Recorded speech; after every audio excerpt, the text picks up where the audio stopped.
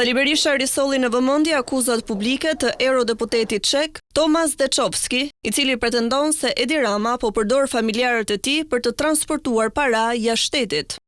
Deklarata e europarlamentarit është akt akuza më e rëndë që i bëhet personalisht Edi Ramës dhe familjarëve të tij nga një personalitet i shqyur në Parlamentin Evropian. Qëndrimet e eurodeputetit, antar i Partisë Popullore Europiane, si motor e Partisë Demokratike, nxitën Berishën të kërkojë hetim parlamentar për Ramën. Deklarata bombë e europarlamentarit ček është një kontribut madhor,